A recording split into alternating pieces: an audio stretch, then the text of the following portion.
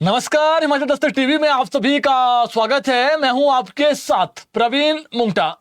पूरा दिन हिमाचल प्रदेश में क्या कुछ खास रहा है, सभी बड़ी खबरों को लेकर आपके साथ हम जुट चुके हैं। आज की सबसे बड़ी खबर, पहली खबर, कांगड़ा जिला के डगवाड़ स्थित मिल्क प्लांट में बीते कल मुख्यमंत्री ठाकुर सुखविंदर सिंह सुक्खू अचानक औचक निरीक्षण पर पहुंच गए।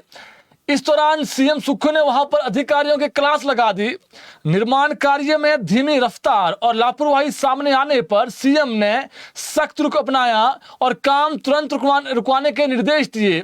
और सीएम ने साफ कहा कि गुणवत्ता से कोई समझौता बर्दाश्त नहीं होगा। 225 करोड़ रुपए की लागत से बन रहे इस दुग्ध प्रसंस्करण संयंत्र के निरीक्षण के दौरान सीएम सुक्खू ने पाया कि निर्माण कार्य तय मानकों के अनुसार नहीं हो रहा और काम की गति भी बेहद धीमी है। सीएम ने वहां पर माना भी और देखा भी। इस पर मुख्यमंत्री ने मौके पर ही नाराजगी जाहिर की। सीएम ने संबंधित अधिकारियों को कड़ी फटकार लगाते हुए तुरंत प्रभाव से निर्माण कार्य रोकने के निर्देश दिए। इस दौरान सीएम ने दो टूक कहा कि सरकारी परियोजनाओं में लापरवाही बिल्कुल भी बर्दाश्त नहीं होगी। साथ ही अधिकारियों को चेतावनी दी कि भविष्य में गुणवत्ता और पारदर्शिता का विशेष ध्यान रखा जाए। मुख्यमंत्री ने अधिकारियों को निर्देश दिए कि निर्माण कार्य में सभी निर्धारित जो मानक है उसका पालन किया जाना चाहिए और किसी भी प्रकार की जो अनियमितता है वो बर्दाश्त नहीं होगी। सीएम ने कहा कि जनता के पैसे से बनने वाली परियोजनाओं में गुणवत्ता सर्वोच्च प्राथमिकता है और आगामी समय में अगर ऐसी त्रुटियां और पाई गई तो फिर जो है वो अधिकारियों पर भी गाज गिरेगी। इस दौरान एक वीडियो सोशल मीडिया पर वायरल हो रहा है जिसमें आप देख सकते हैं कि सीएम कह रहे हैं कि काम रुकवा दीजिए। दूसरा, सीएम ये भी कह रहे हैं कि क्या इसमें आपको जो है वो कमीशन मिली है। यानी सीएम ने सीधे तौर पर जो है वो अधिकारियों को फटकार लगाई है और अधिकारियों को फटकार में सीएम ने ये कहा है कि इसमें जो गुणवत्ता है उसमें बिल्कुल भी जो है वो कोताही बर्दाश्त नहीं होगी। दूसरी खबर, राहुल गांधी जो है वो कल जो है वो कांगड़ा प्रवास पर हैं और 10 दिवसीय जो प्रवास चल रहा है कांगड़ा में, इसमें जो है वो समापन सत्र में यानी 10 दिवसीय संगठन सृजन अभियान के समापन सत्र में शामिल होंगे राहुल गांधी। इस दौरान राहुल गांधी हिमाचल प्रदेश के साथ साथ पंजाब और जम्मू कश्मीर के जिला कांग्रेस कमेटियों के जो अध्यक्ष है उनको भी संबोधित करेंगे। राहुल गांधी सुबह विशेष विमान से दिल्ली से कांगड़ा एयरपोर्ट पहुंचेंगे। वहां से वे सीधे यात्री सदन स्थित प्रशिक्षण शिविर स्थल के लिए रवाना होंगे। इस प्रशिक्षण सत्र का मुख्य उद्देश्य पार्टी कार्यकर्ताओं में वैचारिक स्पष्टता बढ़ाना और जमीनी स्तर पर संगठन की पहुंच का विस्तार करना है। राहुल गांधी जिला अध्यक्षों को बूथ स्तर तक संगठन को सक्रिय करने के तरीके बताएंगे और कल शाम को ही लगभग 3 बजे के आसपास राहुल गांधी वापसी चले जाएंगे। सीएम समेत जितने भी बड़े नेता है, प्रदेश के मंत्री हैं और डिप्टी सीएम है, वो कल वहां पर रहेंगे। जो प्रभारी रजनी पाटिल वो पहले ही पहुंच गई है। अध्यक्ष विनय कुमार, केसी वेणुगोपाल और भी जो नेता है कांग्रेस के वो वहां पर होंगे। इसके अलावा एक बड़ी खबर पंचायत चुनाव से रिलेटेड है। जिन्होंने एफआरए क्लेम किया है वो पंचायत चुनाव लड़ सकेंगे। उसकी वजह यह है कि अनुसूचित जनजाति एवं अन्य परंपरागत वन निवासी अधिनियम 2006 की धारा 4-5 के तहत वन निवासियों के अधिकार तब तक सुरक्षित रहते हैं जब तक उनके दावों का निपटारा नहीं हो जाता है। इसमें भी महत्वपूर्ण बात यह है कि जिन लोगों ने अपने वन अधिकारों के लिए आवेदन कर रखा है, यानी एनक्रोचमेंट तो है लेकिन काफी लंबे समय से हैं, वे पंचायत राज अधिनियम 1994 की धारा 121C के तहत अयोग्य नहीं माने जा सकते, जो एक्ट है। हिमाचल दस्तक के बाद जो महत्वपूर्ण जानकारी है, अगर किसी नॉन ट्राइबल व्यक्ति का वन भूमि पर 3 पीढ़ी से, इंपॉर्टेंट चीज ये कि 3 पीढ़ी से वन भूमि पर कब्जा है और उसने एफआरए के तहत जो रेगुलेशन है उसके लिए आवेदन किया है और उसके पास एफआरए जो कमेटी है उसकी रसीद है और मामला अभी भी लंबित है, यानी फैसला नहीं हुआ, लंबित है मामला, रसीद है उसके पास, तो उसको पंचायत चुनाव लड़ने से नहीं रोका जा सकता है।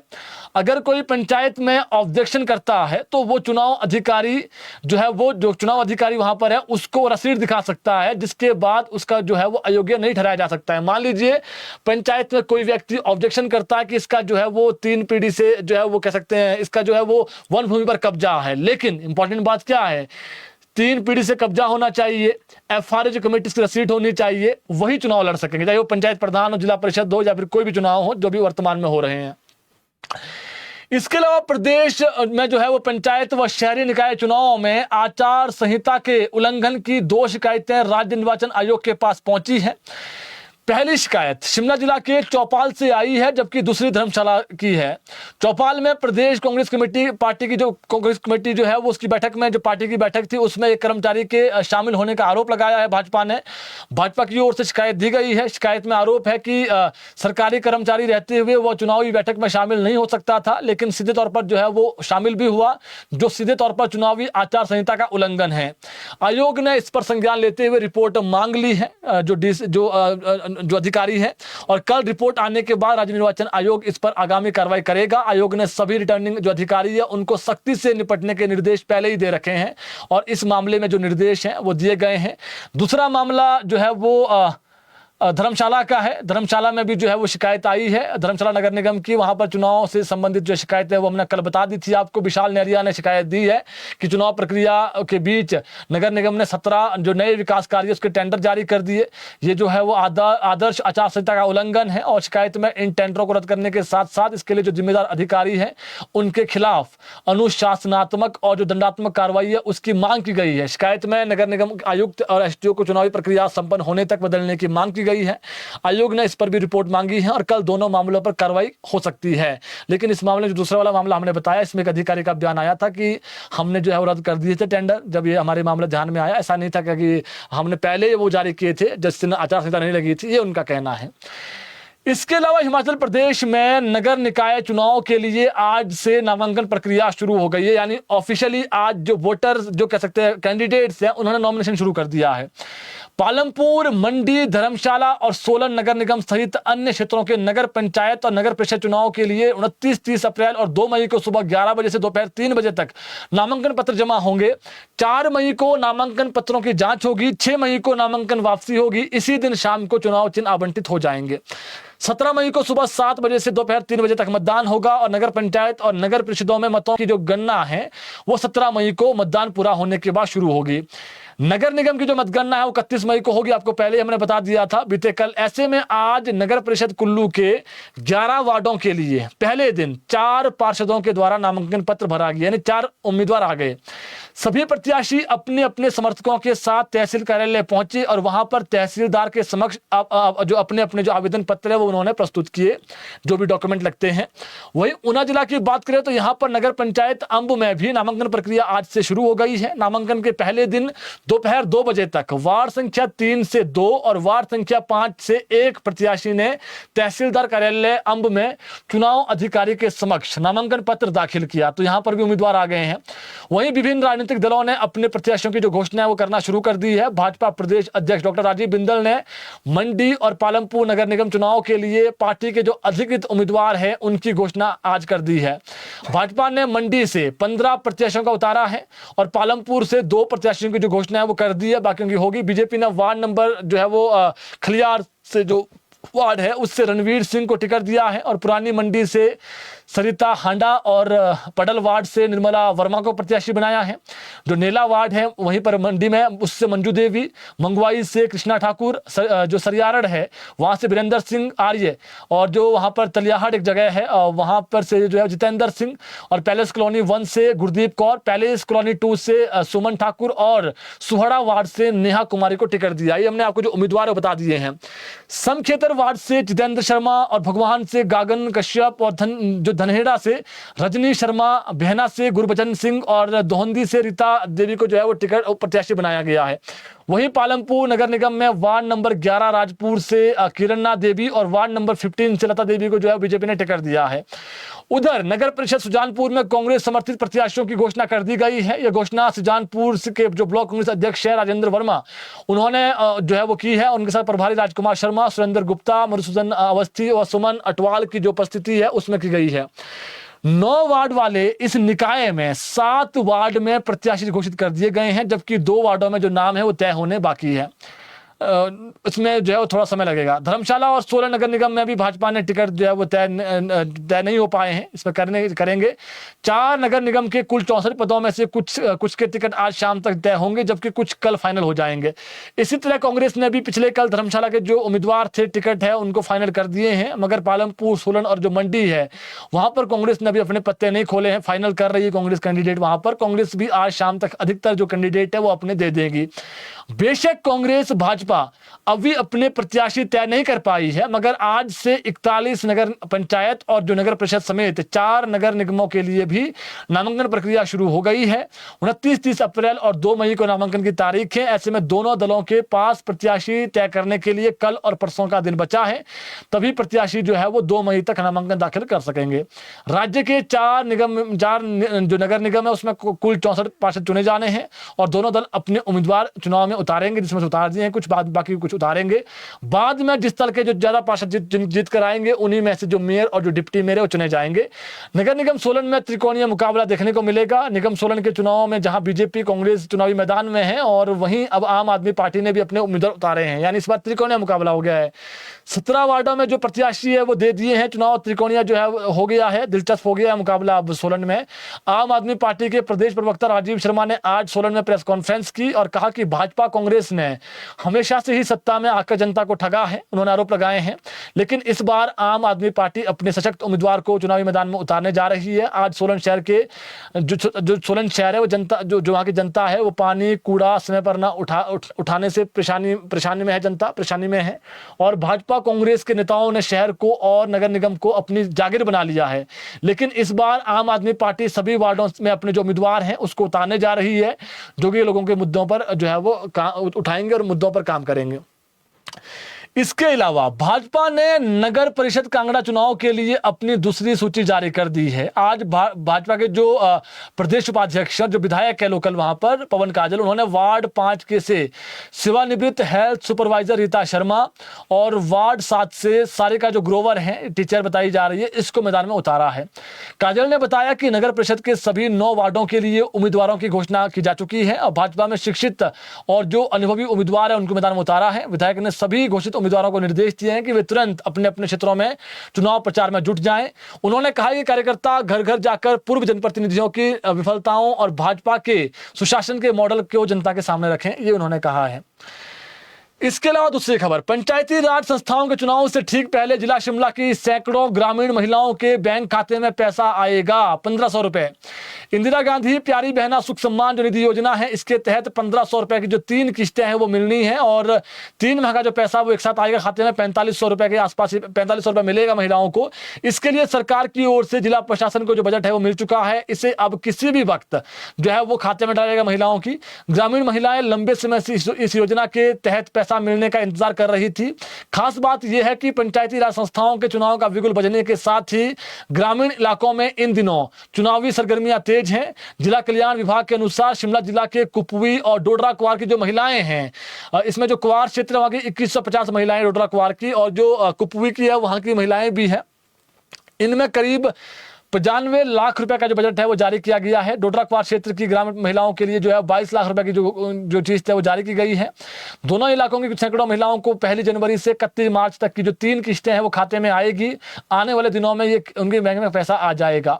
जिला प्रशासन के अनुसार इस क्षेत्र की महिलाओं के लिए पहली बार ये भत्ता जारी नहीं किया गया है। कुपवी और जो डोडरा कुवार की महिलाएं उनको पहले भी राशि जमा हो चुकी है और सरकार की ओर से जो चुनाव की घोषणा से पहले बजट जारी किया गया है, यानी आचार संहिता से पहले जो है बजट आ गया है। अब किसी वक्त जो है वो खाते में पैसा पड़ जाएगा महिलाओं को। डोडरा कुवार और कुपवी की महिलाओं को जो उनका जो जिनको पहले 1500 रुपए मिले हैं उन्हीं को 3 महीने की जो किस्त है वो खाते में आनी है।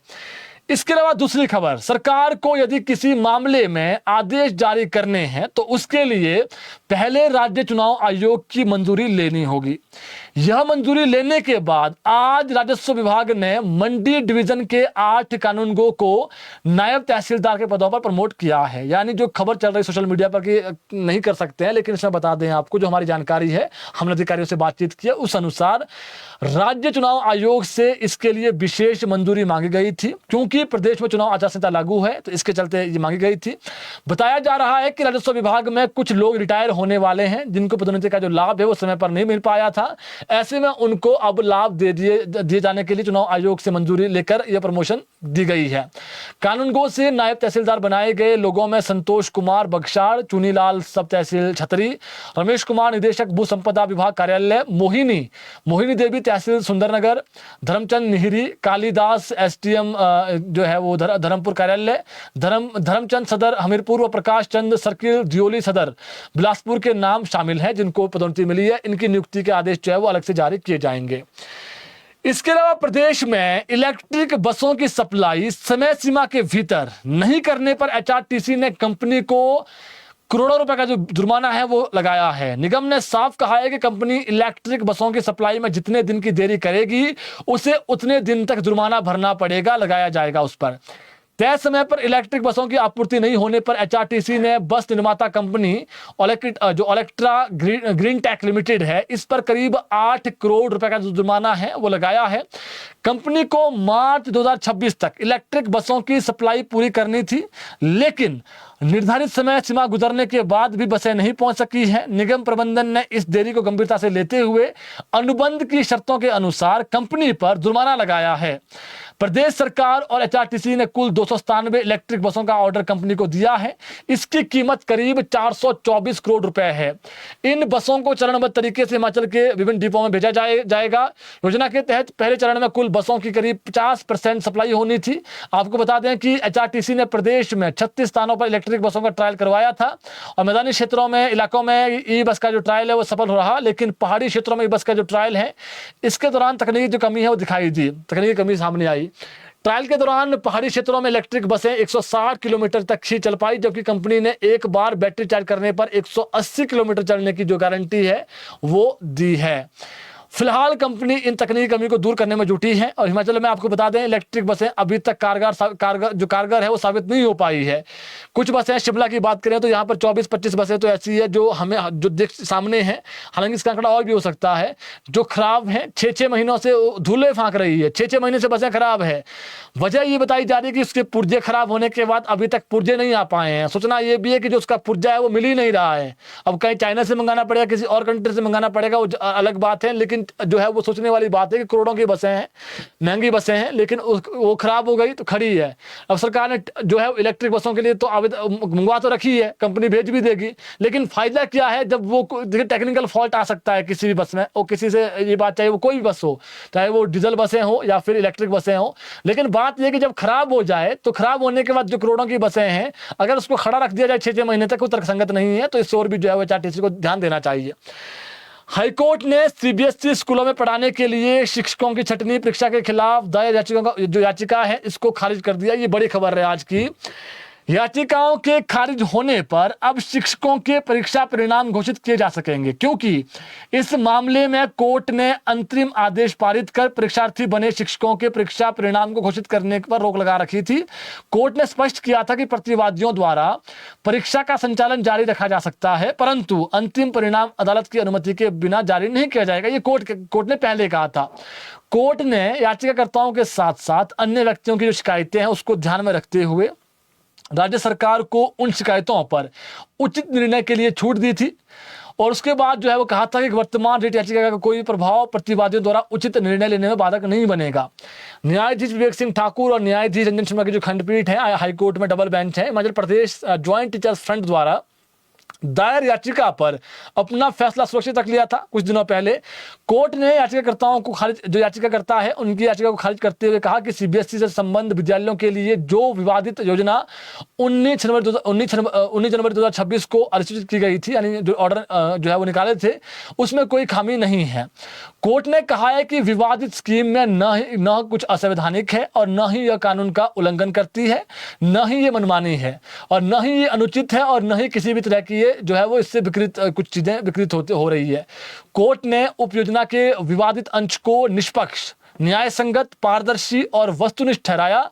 और इसमें जो खबर है वो ये है कि अब किसी भी वक्त सीबीएसई का रिजल्ट आएगा, जो हमारे पास सूचना है, जो 12,000 के आसपास टीचरों ने दिया था एग्जाम, ये इससे ज्यादा हो सकते हैं, 7,000 के करीब शिक्षक इसमें से चुने जाएंगे जो सीबीएसई स्कूलों में लगेंगे, जिन्होंने एग्जाम दिया था। इंपॉर्टेंट बात क्या है, जो इस एग्जाम में टॉप करेगा उसको मनपसंद का स्कूल मिलेगा, ये आपको बता देते हैं हम। यानी कल रिजल्ट आएगा। इंपॉर्टेंट चीज क्या है, शिक्षा सचिव ने कल बैठक भी बुलाई है जिसमें जो है वो निर्णय लिया जाएगा कि किस प्रकार से ये लगाए जाने हैं।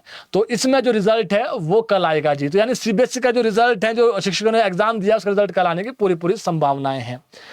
इसके अलावा और खबर की बात करें तो जो शिक्षा सचिव है उन्होंने कल एक बैठक बुलाई है और इस बैठक में जो है वो ये निर्णय लिया जाएगा कि किस आधार पर ये लगाए जाने, कितने शिक्षक कहाँ पर लगेंगे। और जो हमारी सूचना है कि 7,000 के लगभग जो है वो शिक्षक लगाए जाने हैं। इसके अलावा प्रदेश में स्कूली शिक्षा के ढांचे में बड़ा बदलाव होने जा रहा है। राज्य सरकार ने अगले शैक्षणिक सत्र से 150 और सरकारी स्कूलों में सीबीएसई का पाठ्यक्रम लागू करने की जो तैयारी है वो शुरू कर दी। यानी 151 तो अभी है, 150 में अगले साल शुरू करेंगे। इस फैसले के साथ ही प्रदेश में सीबीएसई आधारित शिक्षा का जो दायरा है वो तेजी से बढ़ेगा और छात्रों को राष्ट्रीय स्तर की प्रतिस्पर्धा के अनुरूप पढ़ाई का अवसर मिलेगा। शिक्षा सचिव राकेश कुमार ने सभी जिला उपनिदेशकों को निर्देश दिए हैं और जारी कर दिए हैं। ऐसे स्कूलों का चयन करने के लिए कहा गया है जहां सीबीएसई पाठ्यक्रम लागू किया जा सकता है। इसके लिए स्कूलों के बुनियादी ढांचे, शिक्षक उपलब्धता और अन्य जो आवश्यक मानक है उसको ध्यान में रखते हुए प्रस्ताव भेजने को कहा गया है। सचिव ने स्पष्ट किया है कि चयनित स्कूलों को सीबीएसई से संबद्धता लेने के लिए निर्धारित जो सभी औपचारिकताएं हैं वो समयबद्ध तरीके से पूरी करनी होगी। इसमें भवन, कक्षाएं, प्रयोगशालाएं, पुस्तकालय, खेल सुविधाएं और जो अन्य बुनियादी मानक हैं उसको सुनिश्चित करना अनिवार्य होगा। अधिकारियों को निर्देश दिए गए हैं कि प्रस्ताव भेजने से पहले स्कूलों का जो भौतिक सत्यापन है वो किया जाए। तो खबर क्या है, 151 स्कूल इस बार से जहां पर 7,000 शिक्षक लगेंगे वो हो गया, और दूसरा इसमें जो है वो एग्जाम जो टीचरों के हुए हैं कल इसका रिजल्ट आ जाएगा।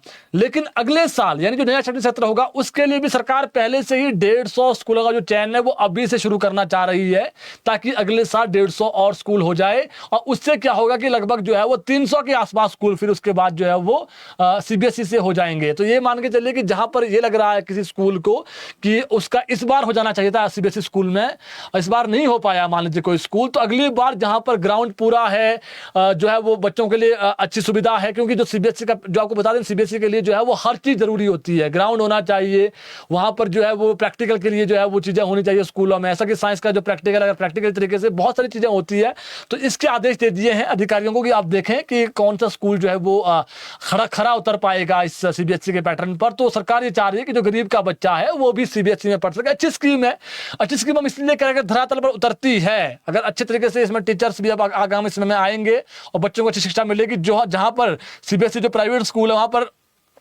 लाखों में फीस है, लेकिन यहीं पर 200-300 रुपए में जो है वो बच्चों को अगर सीबीएसई की पढ़ाई मिल जाएगी, सीबीएसई की शिक्षा मिल जाएगी, तो उससे अच्छा कुछ हो नहीं सकता है।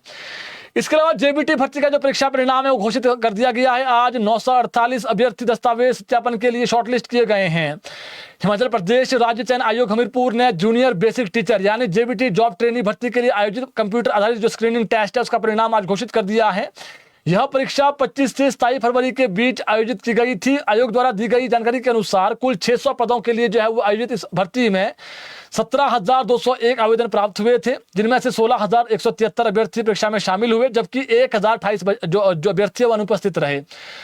परिणाम तैयार करने के बाद कुल 948 अभ्यर्थी को जो है वो अगली प्रक्रिया के लिए अस्थायी रूप से शॉर्टलिस्ट किया गया है। चयनित अभ्यर्थियों के दस्तावेजों का सत्यापन 22 मई से सुबह 10 बजे जो है वो आयोग का जो हमीरपुर कार्यालय वहां पर किया जाएगा।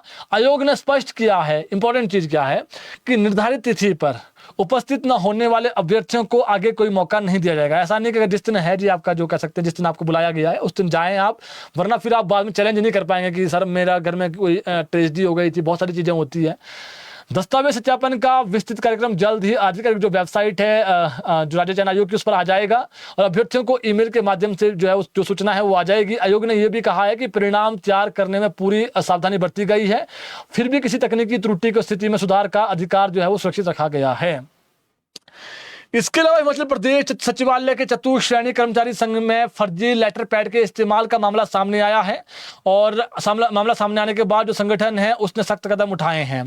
आज संघ की कार्यकारिणी की बैठक आयोजित की गई जिसमें इस मुद्दे पर विस्तार से चर्चा की गई। बैठक में यह पाया गया कि संघ के प्रधान संदीप द्वारा संगठन का फर्जी लेटर पैड छपवाकर उसका उपयोग किया गया, जिसकी जानकारी जो कार्यकारिणी के किसी भी पदाधिकारी या सदस्य को नहीं थी। कार्यकारिणी ने इसे संगठन के नियमों के खिलाफ बताते हुए संघ की और प्रतिष्ठा के लिए नुकसानदायक करार दिया और गंभीरता को देखते हुए कार्यकारिणी ने सर्वसम्मति से निर्णय लिया कि 29 अप्रैल से संदीप को संगठन के सभी कार्यों से अलग रखा जाएगा। और बैठक के बाद मीडिया को एक प्रेस बयान में विशाल ठाकुर ने बताया कि बैठक में निर्णय लिया गया है कि वर्तमान प्रधान द्वारा हस्ताक्षरित किसी भी पत्र, आवेदन या दस्तावेज को तत्काल प्रभाव से अमान्य घोषित किया जाता है। इसके अलावा संदीप को कारण बताओ नोटिस जारी करने का फैसला भी लिया गया है, जिसमें उन्हें 2 दिन के भीतर अपना जो स्पष्टीकरण है वो देना होगा। संघ ने स्पष्ट किया है कि आगे की जो कार्रवाई है उनके जवाब मिलने के बाद नियमों के अनुसार की जाएगी। यानी जो है वो दो कह सकते हैं आप, वहां पर संगठन के अंदर ही जो है वो चीजें हो गई है और इसमें ये बताया गया है कि अब वो अपना जो कार्यभार है वो आगामी समय में नहीं देखेंगे, उनको हटा दिया गया है और उनको कारण बताओ जो नोटिस है वो भी दे दिया गया है। इसके अलावा प्रदेश सरकार ने वन विभाग की भर्ती व्यवस्था में बड़ा बदलाव कर दिया है। ये जो नोटिफिकेशन है वो बीते कल देर शाम को आई थी। सरकार ने फॉरेस्ट गार्ड के 500 नियमित पदों को समाप्त कर उनकी जगह 500 असिस्टेंट फॉरेस्ट गार्ड के नए पद सृजित करने की जो अधिसूचना है वो निकाल दी है। यह निर्णय तत्काल प्रभाव से लागू कर दिया गया है। अतिरिक्त जो मुख्य सचिव है ACS 1 कमलेश कुमार पंत द्वारा जारी आदेशों में स्पष्ट किया गया है कि अब इन नए पदों पर नियुक्ति जो है वो नियमित वेतनमान के बजाय तय मानदेय पर की जाएगी। असिस्टेंट फॉरेस्ट गार्ड के रूप में चयनित होने वाले अभ्यर्थियों को 16,000 रुपए प्रति माह जो है फिक्स सैलरी मिलेगी। इससे पहले जहां फॉरेस्ट गार्ड के पद नियमित श्रेणी में आते थे, वहीं अब यह नई व्यवस्था में अस्थायी स्वरूप दिया गया है। इसको सरकार ने इन पदों में 50% जो आरक्षण है वो वन मित्रों के लिए निर्धारित कर दिया है और नियुक्तियों में रोस्टर प्रणाली लागू होगी, जिससे विभिन्न वर्गों को नियमानुसार जो है वो अवसर मिल सके। खास बात यह है कि वन मित्रों के लिए किसी भी प्रकार का जो अनुभव अनिवार्य नहीं रखा गया है, जिससे श्रेणी के जो अधिक लोगों को मौका मिलने की उम्मीद है, संभावना है। इसके अलावा ऊना जिला के हरोली क्षेत्र में एक स्टोन क्रशर यूनिट द्वारा कथित तौर पर बड़े पैमाने पर नियमों की अनदेखी करते हुए खनन किया गया है, ये आरोप लगे हैं। इस मामले में नेशनल ग्रीन ट्रिब्यूनल NGT ने सख्त रुख अपनाया है। ट्रिब्यूनल ने पूरे मामले की जांच के लिए एक संयुक्त कमेटी गठित कर दी है, जिसे हरोली के नंगल खुर्द गांव स्थित स्थल का निरीक्षण करने को निर्देश दिए गए हैं। NGT के आदेश के तहत गठित इस समिति में जिला प्रशासन, केंद्रीय प्रदूषण नियंत्रण बोर्ड और पर्यावरण मंत्रालय के प्रतिनिधियों को शामिल किया गया है। टीम को यह जांचने को कहा गया है कि क्या खनन निर्धारित शर्तों और पर्यावरणीय मंजूरी के दायरे में हुआ है या नहीं। आरोप है कि स्टोन क्रशर ने 100 फीट गहराई तक खनन कर डाला है। इसके अलावा कृषि भूमि को भी खोद दिया है, ये आरोप लगे हैं। तो NGT सख्त हो गया है जी। इसके अलावा जिला शिमला पुलिस द्वारा मादक पदार्थों के विरुद्ध चलाए जा रहे जीरो टॉलरेंस अभियान के तहत थाना रोहडू के डिटेक्शन सेल टीम ने जुबल क्षेत्र में एक रिहायशी मकान के कमरे से 20 ग्राम से अधिक जो चिट्टा है वो बरामद किया है। चिट्टा रुकने का नाम नहीं ले रहा है जी। तलाशी के दौरान कमरे में 3 व्यक्ति मौजूद पाए गए, जिनके कब्जे से 20 ग्राम से अधिक जो हेरोइन है वो बरामद हुई है। गिरफ्तार किए गए तीनों आरोपियों में एक विनय वर्मा, पंकज और एक लड़की है। लड़कियां भी लड़कों से आगे निकल रही है जी इस चिट्टे के मामले में। पूजा नाम है इस लड़की का। तीनों आरोपियों पर धारा 21, 25 और 29 के तहत जो NDPS अधिनियम के अंतर्गत मामला दर्ज कर लिया गया है और तीनों आरोपियों को जो है वो गिरफ्तार कर न्यायिक हिरासत में भेज दिया गया है। इसके अलावा बिलासपुर जिले में स्थित शक्तिपीठ श्री नैना देवी मंदिर के दर्शन कर लौट रहे दिल्ली के श्रद्धालुओं की जो है वो एक टेम्पो ट्रैवलर पलट गया है। दुखद खबर है। यह हादसा कोलावाला जो वहाँ पर एक जगह है अटोबा के पास जो वहाँ पर संटिना यात्री निवास के समीप हुआ है, जिसमें कई श्रद्धालु घायल हुए हैं। इसमें बताया जा रहा है कि 15 लोगों की घायल होने की सूचना है और दिल्ली से आए थे श्रद्धालु और माता नैना देवी के दर्शन के बाद वापसी लौट रहे थे। अचानक जो है वो जो वाहन है वो अनियंत्रित हो गया और जिससे वो नीचे लुढ़क गया। थाना प्रभारी हरनाम सिंह ने बताया कि टेम्पो ट्रैवलर में लगभग 15 लोग सवार थे, जिनमें से 3-4 छोटे बच्चे भी शामिल थे। सभी घायलों को उपचार के लिए जो है वो अस्पताल पहुंचाया गया है। किसी के जो है कोई भी जानी नुकसान की खबर नहीं है, जो अच्छी खबर है। भगवान की कृपा से किसी को कुछ नहीं हुआ है, थोड़ी चोटें जरूर आई है। इसके अलावा ऊना जिला के चिंतपूर्णी से बहुत दुखद खबर सामने आ रही है। भुरवाई मार्ग पर आज एक दर्दनाक सड़क हादसा हुआ है, जिसमें 2 श्रद्धालुओं की दुखद मौत की सूचना है। हालांकि कार में कितने श्रद्धालु मौजूद थे इसका पता नहीं चल पाया है, क्योंकि आग लग गई है गाड़ी में। अब जो है वो जो दो के आसपास 2 लोग जो है बताया जा रहा है कि इसमें थे और वो लुधियाना से आए श्रद्धालु माता चिंतपूर्णी के दरबार में माथा टेकने आए थे, लेकिन कार भुरवाई के पास अनियंत्रित होकर के जो है वो खाई में जा गिरी। मौसम की बात कर लेते हैं। प्रदेश में मौसम एक बार फिर खराब होगा। फिलहाल कल भी प्रदेश में मौसम खराब है। 30 अप्रैल से 2 मई के बीच कुछ ही स्थानों पर बारिश होगी, यानी जो हाई रिच वाले एरिया जिसको आप अधिक ऊंचे वाले क्षेत्र कहते हैं, वहां मौसम खराब रहेगा। मिडल रिचेज वाले एरिया है, जैसे हमीरपुर है, बिलासपुर है, कांगड़ा है, ऊना है, यहाँ पर बारिश होने की संभावनाएं कम है। बाकी जब जो इन क्षेत्रों में जो हमने बताया आपको, इसमें जो है 3 से 5 मई के बीच प्रदेश के अधिकांश ऊंचे वाले स्थानों पर और जो मध्यम ऊंचे वाले स्थानों पर मौसम खराब रहने वाला है, यानी 3 से 5 मौसम खराब है। तो जो हमारे पास सूचना है कि कल से थोड़ा मौसम कम खराब होगा जी। आज भी हल्की बारिश जरूर हुई है, लेकिन जिस प्रकार से जो अलर्ट जारी किया गया था ऑरेंज अलर्ट, उस हिसाब से कम बारिश हुई है। लेकिन बात वही है कि पिछले दिनों जो है वो ओलावृष्टि से बहुत नुकसान हुआ है। तो मौसम 3 से 5 अधिक खराब है और अभी 30, 1, 2 को जो है वो कम बारिश होने की संभावनाएं हैं। तो जो आज की बड़ी खबरें थी आप तक हमने पहुंचा दी हैं। बुलेटिन जरूर शेयर करें ताकि और लोगों तक भी अपडेट पहुंच सके। कल जुड़ेंगे आपके साथ ठीक 6 बजे, नई खबरें लेकर के आएंगे। धन्यवाद।